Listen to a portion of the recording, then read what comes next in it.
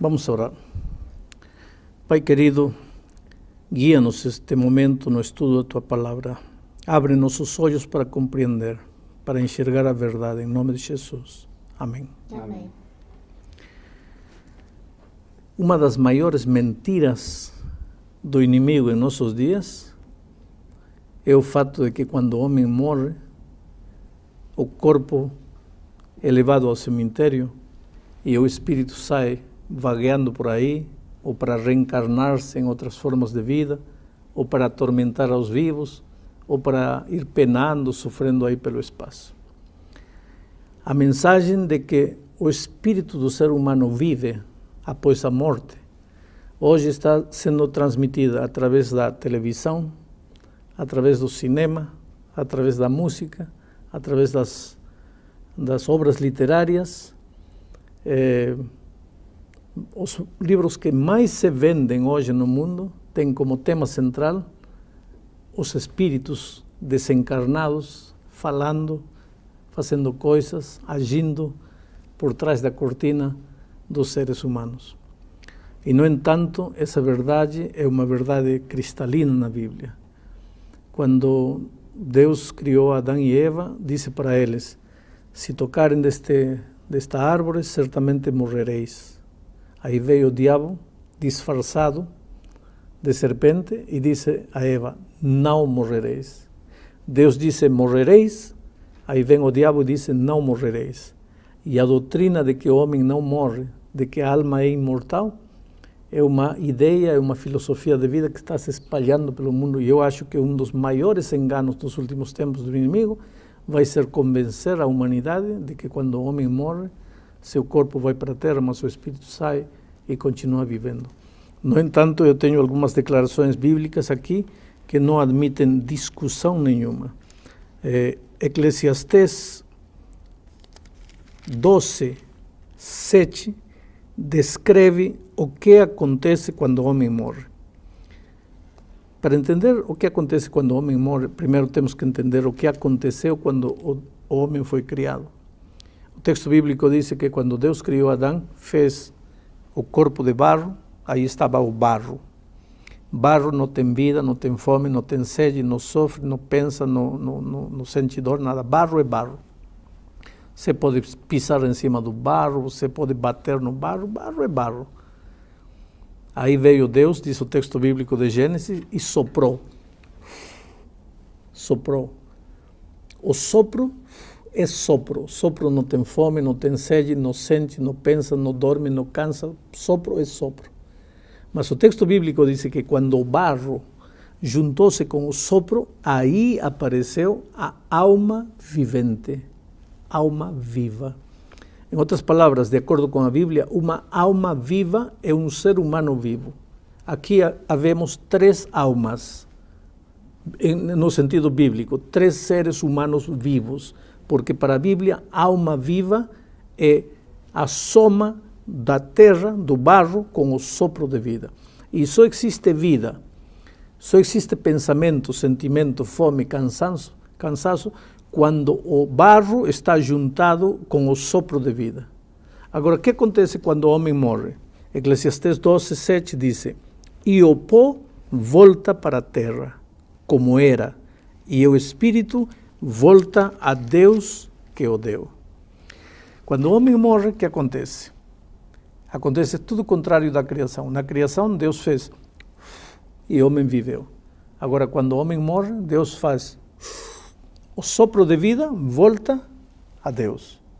E o corpo, a gente coloca num caixão, leva para o cemitério, 50, 100 anos depois, abre o caixão, vai encontrar só pó.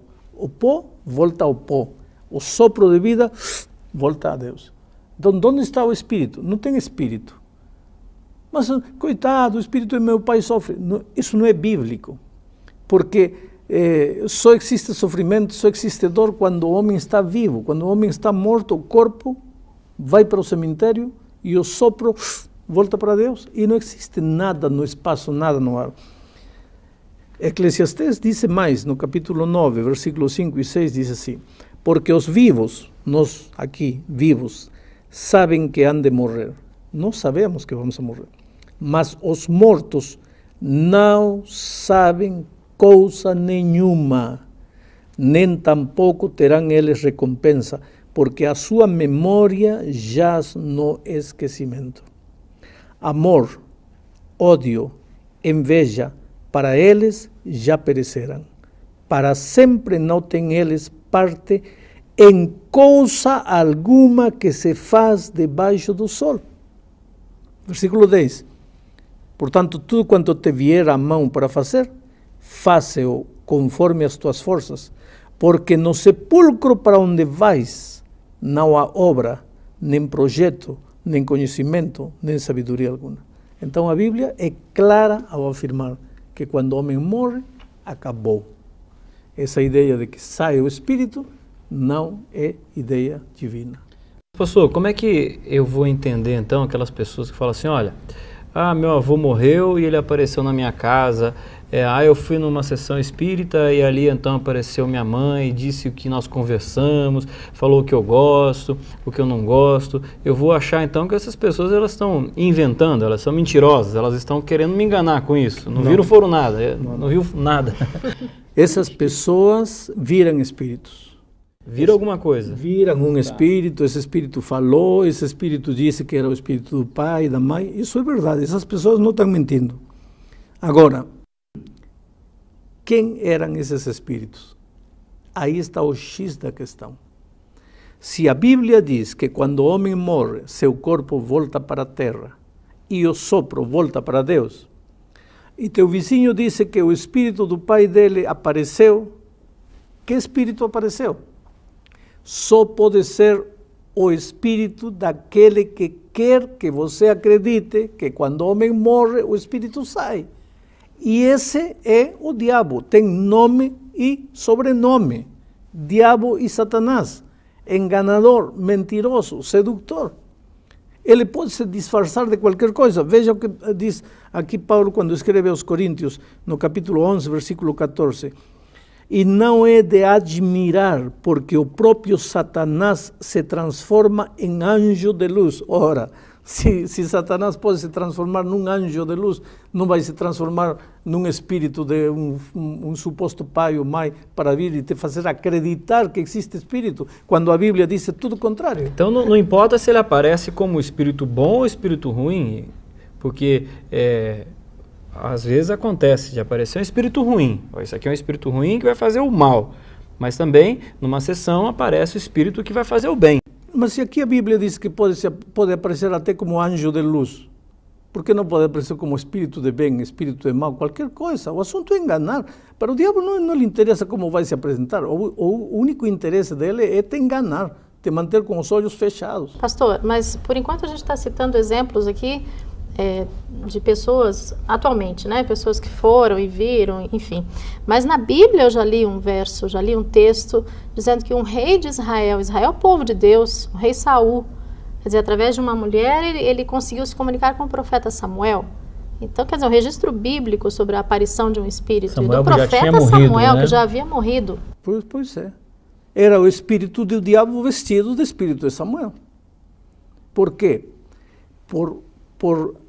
Porque o rei Saul consultou com esse espírito de morto, Deus rejeitou, Deus tirou o trono do rei Saul e o entregou para outro. Ora, se ele tivesse falado com o profeta Samuel de verdade, por que Deus ia ficar tão chateado?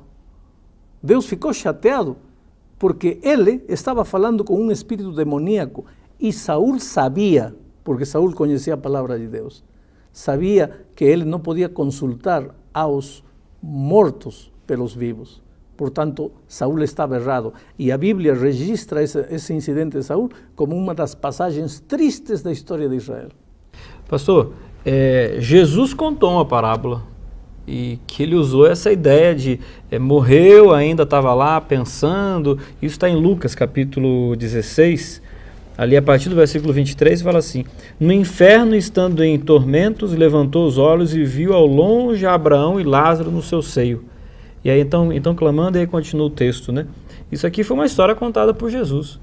Então, como é que eu vou entender isso daqui? Os dois estavam mortos, eles estavam se comunicando, eles estavam se vendo, né?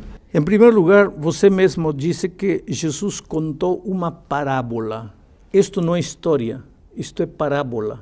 Isto não é verdade, isto é uma alegoria. Parábola é uma figura que se usa para ensinar uma lição. Jesus, no contexto, queria ensinar a lição de que a única oportunidade na vida é nesta vida, é agora esta vida.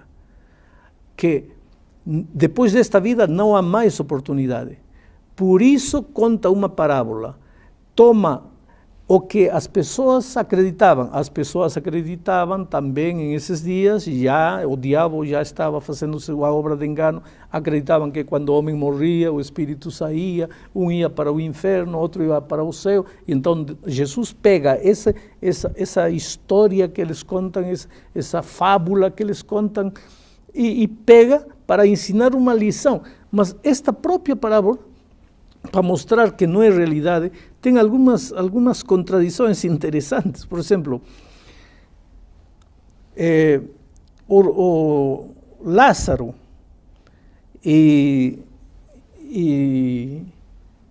o mendigo falam, supostamente um está no inferno e outro está no céu. Espera um pouco.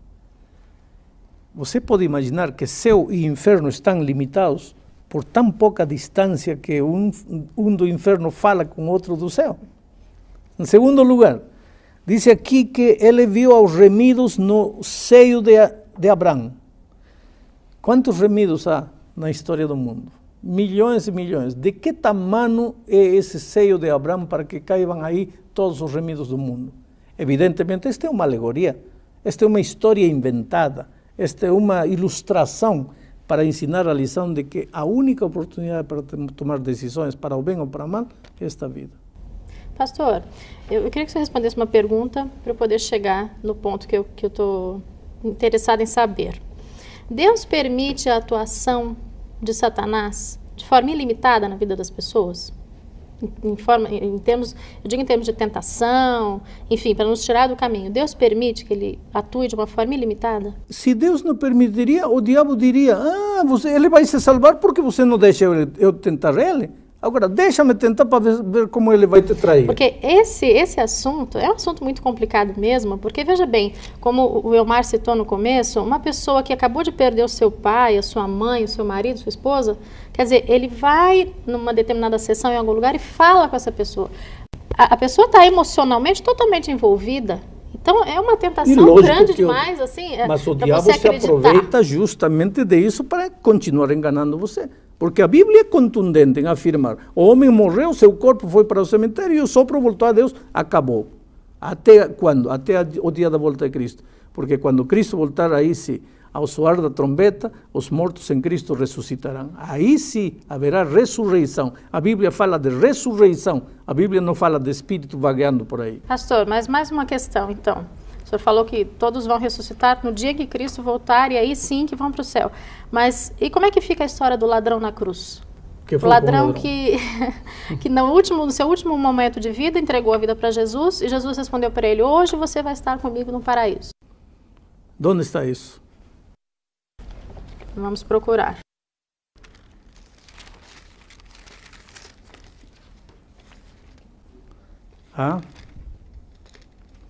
Isso está em São Lucas. A morte de Jesus. Bom, o ladrão olha para Cristo e diz assim, Senhor, lembra-te de mim quando vieres em teu reino. Jesus olha para o ladrão e diz assim, nas versões, diz assim, de certo te digo que hoje estarás comigo no paraíso. Então tem gente que diz, aí está a prova, quando o homem morre, vai para o paraíso. Parece claro. Parece claro, só que no original grego, porque a Bíblia não foi escrita em português, foi escrita em grego, no original grego diz, de certo te digo hoje, estarás comigo no paraíso.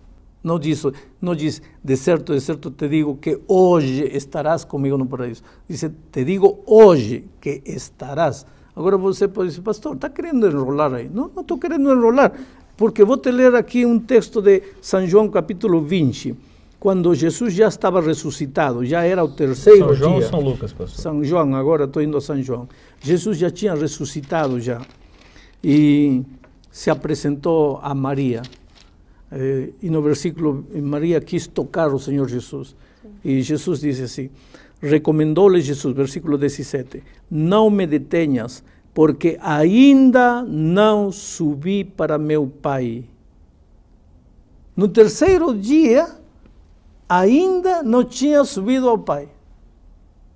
Então, como é que no dia que morreu já subiu ao Pai, já ia estar com o ladrão no paraíso? Aí está uma evidência de que a tradução está errada. Jesus estava dizendo, de certo te digo, hoje estarás comigo no paraíso. Não, hoje estarás comigo.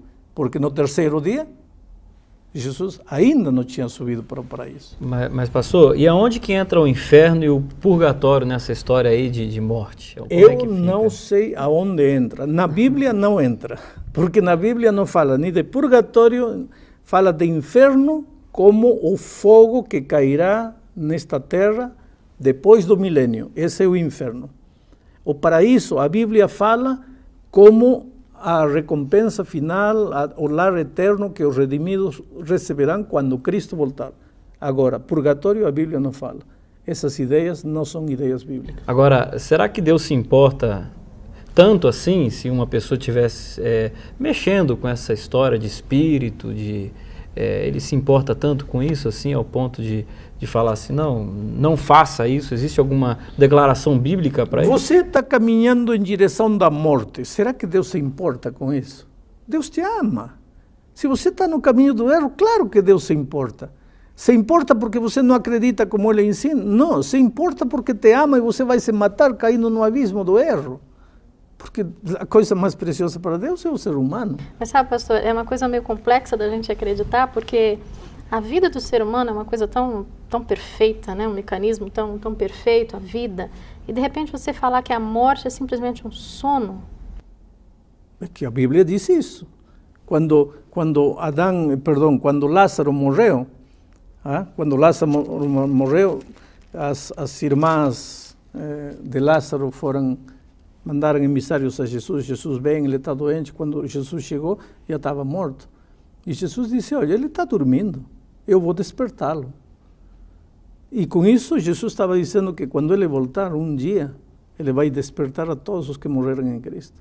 Por isso, a grande esperança dos cristãos é a volta de Cristo, porque nesse dia eu sei que eu vou ver meu pai, minha mãe. Eu não preciso ir a uma sessão espírita hoje para conversar com meu pai, porque meu pai não existe neste momento. O corpo dele está na terra. Eu posso até levar uma flor, não porque ele vai ficar triste ou feliz. Eu posso levar uma flor porque vai me fazer bem a mim, porque em mim a memória de meu pai está presente. Mas não porque meu pai, oh, que lindo, meu filho lembrou-se de mim. Meu pai não sabe nada. O sopro está em Deus e acabou seu sentimento, seu pensamento. Pastor, e quando eu faço uma oração ou acendo uma vela em função de alguém que já morreu, qual o valor disso então? Não tem nenhum valor. Não tem nenhum valor porque tem gente que leva a comida que mais gostava meu finado, vai levar ao cemitério. Que interessa se gostava ou não gostava? Ele não sabe nada, ele não pensa nada, ele não sente nada. Mas o diabo quer que as pessoas acreditem que há espírito vivo. Agora, por que o diabo quer que você pense assim? Para que você não leve a sério esta vida. Porque se você acredita que depois de morrer ainda há vida, então pode desperdiçar esta vida que você vai ter outras oportunidades. Mas a Bíblia é contundente em afirmar que a tua única oportunidade é nesta vida. Eu quero te dizer, em nome de Deus, se você por algum motivo estava pensando de uma maneira contrária à palavra de Deus, é hora de você reavaliar, olhar o texto bíblico, pensar o que Deus quer te falar e com humildade de coração aceitar o plano de Deus para você. Não tenha medo de ir a um cemitério à meia-noite, que vão te fazer cadáveres mortos, terra, pó, pode fazer o quê? Mas os espíritos, que espírito? Não existe espírito. Os espíritos que andam por aí são espíritos demoníacos, não são espíritos de mortos. Que Deus te abençoe e você seja muito feliz aceitando as verdades bíblicas.